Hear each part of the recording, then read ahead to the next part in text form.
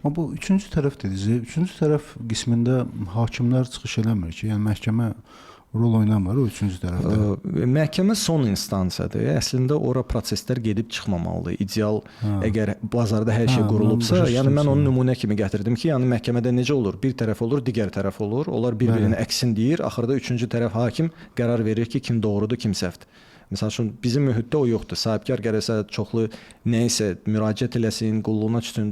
Dövlət qurumunun öz prioriteti var, ona çox qulaq asmır və fərqli dillərdə danışırıq. O da çox vacibdir. Maraqlı eksperiment Amerikada oldu. Bu Doge ilə bağlı Elon Musk. O mənim əslində çox xoşuma gəldi ideya ki, sahibkarlar dövləti yoxlayır ki, biz sizə vergi ödəyirik. Baxaq ki, siz necə effektiv işləyirsiniz və çoxlu nöqsanlar çıxdı ortalığa. Sadəcə çox qısa zaman ərzində onu eləmək istədilər.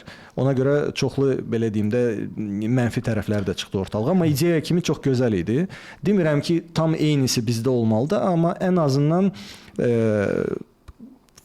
belə böyük oyunçular ki, sahibkarlıq baxımından bazarda var. Məsəl üçün onların da ölkənin strategiyasına, qanunların tərtib olunmasında, yəni onların belə deyim də, onlar üçün şərait yaradılması çox vacibdir. Məsəl üçün deməlidirlər ki, biz sizə bu nə şərait yaradaq ki, siz qabağa aparasınız iqtisadiyyat. Yəni o sualı verən olmur.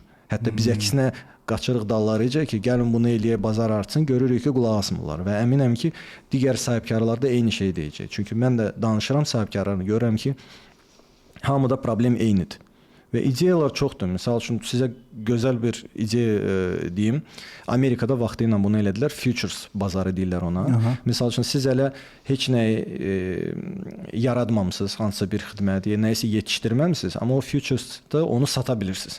Məsəl üçün deyirsiniz ki, bazara məsəl üçün kartoşka lazımdır, neçə milyon ton. Deyirsiniz ki, kim kartoşka gətirsə mən ondan bu qiymətə onu alacağam. Və siz o müqaviləni alırsınız, gedib kartoşkanı yetişdirirsiniz və bilirsiniz ki, bunu yetişdirəndən sonra bu kartofu sizdən alacaqlar bu qiymətə.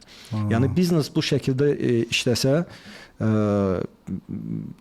çox effektiv olar. Bax, çoxlu siyahı çıxartmaq olar.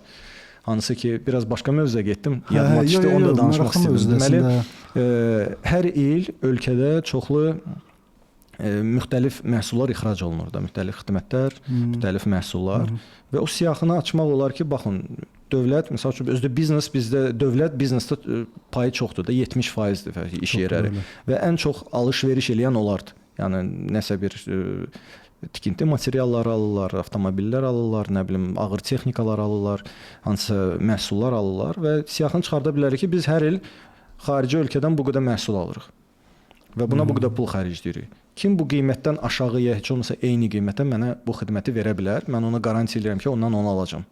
Artıq mən sahibkar olaraq gedib, məsəl üçün, insanlar bizdə nə gedir ki, daşınmaz əmlak alır ki, pulu itməsin ya da gedir pulu banka yatırır, ortalama bilir ki, 10% gəlir əldə edəcək. Burada isə dövlət ona deyir ki, bax, mən məsəl üçün, uşaq meydançalarına rezin vuracam, bunu hər il alıram Türkiyədən, Çindən bu qədər pul xərcləyirəm. Kim bunu eləsə, mən o qiymətə ondan onu alacağam. Sahibkar oturub sayacaq, görəcək ki, burada 30%, 40% gəliri var. Deyəcək, əla, mənə garanti edirlər ki, mən bunu düzəldəcəm və məndən bu qiyməti alacaqlar. Yəni, bu formada çalışsa, dövlət dəstək versə, mən əminəm ki, bizneslərin sayı qat-qat çox olar. Və belə ideyalar təkcə mən vermirəm də. Yəni, istənilən sahibkarla danışsaz, görəcəksiniz ki, müxtəlif sahədə ideyaları var, təcrübəsi var ki, nəyi necə eləmək ki, olar ki, qısa zamanda sahibkarlıq inkişaf eləsin. Yəni, belə platformaların olmağı çox vacibdir.